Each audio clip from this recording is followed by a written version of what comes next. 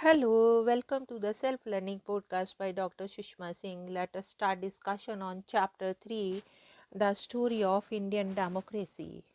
And our topic is democratization and inequality. It will be clear to you that democratization is not easy in a society that has had a long history of inequality based on caste, community, and gender. You have dealt with the different kinds of inequalities in the earlier book. In chapter 4, you will get a fuller sense of rural Indian structure.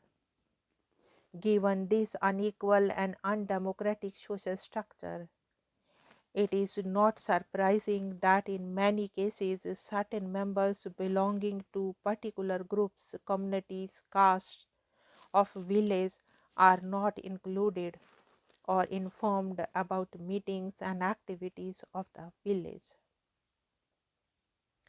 The Gram Sabha members are often controlled by a small coterie of rich landlords, usually hailed from the upper caste or landed peasantry.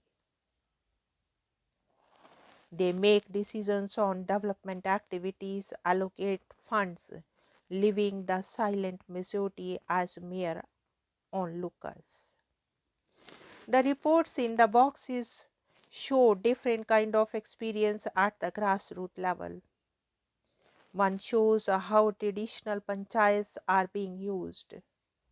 Another reports on how the new institution of Panchayati Raj in some cases are truly bringing in radical changes. Yet another on how democratic measures do not often work out in practice because interest groups resist change and money matters.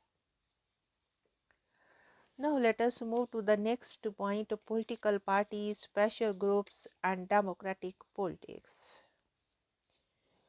We will recall that this chapter began with the oft-quoted definition of democracy as a form of government that is of the people, by the people, and for the people. As the chapter unfolded, you would have noticed how this definition captures the spirit of democracy, but concedes the many divisions between one group of people and another. You have seen how interests and concerns are different. We have seen in section 2 on the Indian Constitution how different groups sought to represent their interests within the Constituent Assembly. We also saw in the story of Indian democracy the contending interests of different groups.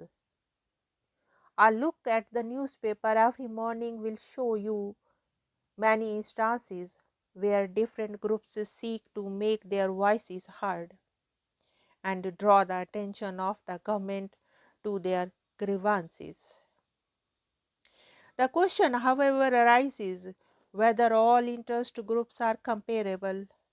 Can an illiterate peasant or literate workers make her case to the government as coherently and convincingly as an industrialist? Neither the industrialist nor the peasant or workers, however, represents their case as individuals. Industrialists form associations such as Federation of Indian Chambers and Commerce, FICCI, and Association of Chambers of Commerce. Workers form trade unions such as Indian Trade Union Congress or the Center for Indian Trade Unions. Farmers form agricultural unions such as Shetkari Sangtan. Agricultural laborers have their own unions. You will read about other kinds of organizations and social movements like tribal and environmental movements in the last chapter. In a democratic form of government, political parties are key actors. A political party may be defined as an organization oriented towards achieving legitimate control of government through an electoral process.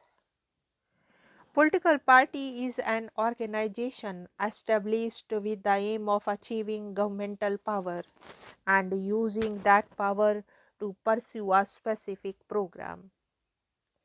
Political parties are based on certain understanding of society and how it ought to be.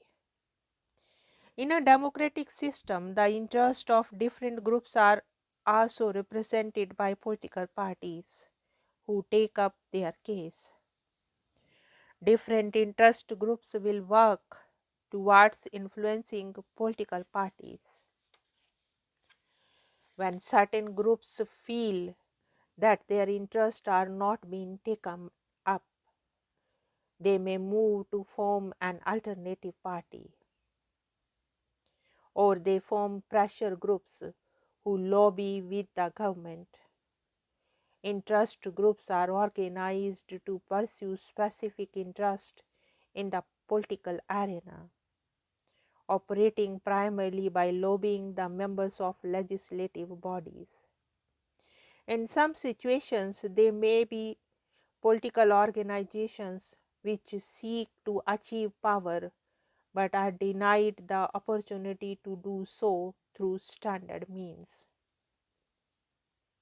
These organizations are best regarded as movements until they achieve recognition.